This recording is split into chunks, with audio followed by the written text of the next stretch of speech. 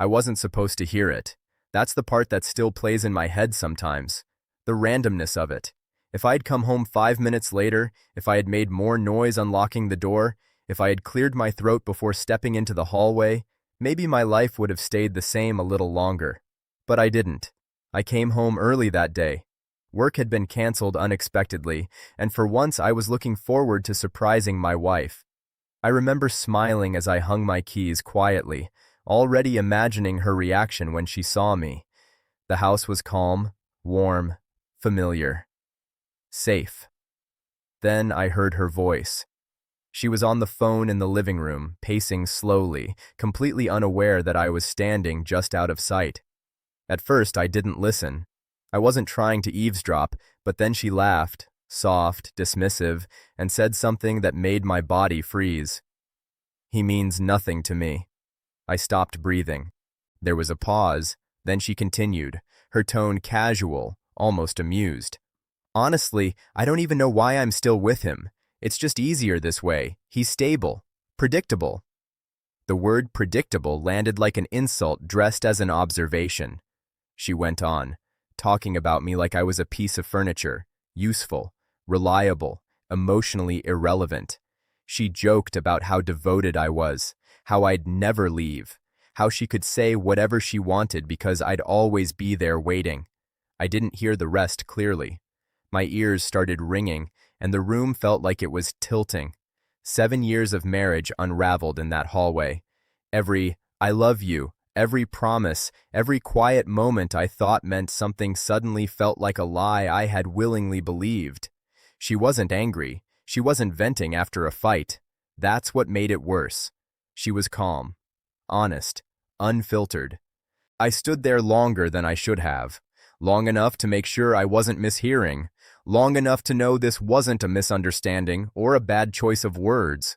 This was how she truly felt. When the call ended, she sighed, stretched, and went to the kitchen like nothing had happened. She hummed softly, the same way she always did when she was relaxed. I didn't confront her. I didn't storm in demanding answers. I didn't ask for explanations or apologies. Something inside me shut down with a quiet finality. Not rage, clarity. I walked into the bedroom and sat on the edge of the bed. I looked around at the life we had built together, the photos on the wall, the clothes in the closet, the small signs of a shared existence. And for the first time, I realized I had been alone in it for a long time. I packed slowly.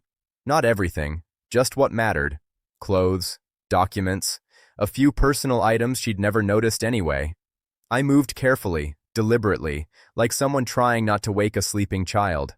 At one point, she walked past the bedroom door. "Hey," she said casually, not even looking at me. "I'm thinking of ordering food tonight." I nodded. I don't know why. Habit, maybe. Or the ghost of who I used to be. She didn't notice the suitcase. When I finished, I wrote a note. Nothing dramatic. No accusations. Just the truth. "I heard what you said. You were honest. So am I. I won't stay where I mean nothing." I placed it on the kitchen counter, right where she would see it. Then I left. I didn't slam the door. I didn't look back. The house didn't echo or protest or collapse. It just stood there, holding the silence like it always had. That first night was strange. I checked into a cheap hotel, sat on the edge of the bed, and waited for the emotions to crash into me. They didn't. Not immediately. There was just an overwhelming sense of stillness, like stepping out of a loud room into quiet air. The calls started the next morning. At first, confusion, then anger, then panic. "You misunderstood." "I was just talking."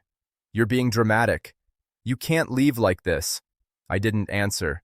Later came the apologies, the tears, the claims that she didn't mean it, that she was stressed, that she loved me in her own way.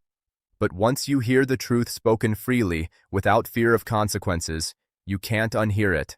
I realized something important in those quiet days alone. Love isn't just about staying. It's about being valued when no one is watching. About respect that exists even in private conversations. About choosing someone even when it's inconvenient. She hadn't chosen me. She had settled for me. And I deserved more than that. Weeks passed. Friends reached out. Some didn't understand how I could walk away without a confrontation, without closure. but I had closure. I heard it clearly in her voice that day. I didn't leave because she didn't love me loudly enough. I left because she didn't love me at all. Months later, she tried one last time. She asked to meet, said she needed to explain herself. I listened politely. She cried. She told me she never thought I'd actually leave, that she didn't realize what she had until it was gone. I believed her. But regret isn't love, and realization isn't change. I wished her well and walked away again, this time without hesitation. Sometimes people think betrayal has to be dramatic. Affairs, lies, explosions. But sometimes it's quieter than that. Sometimes it's just hearing the truth when you weren't meant to. And sometimes the strongest thing you can do is leave quietly before they ever get the chance to pretend you mattered.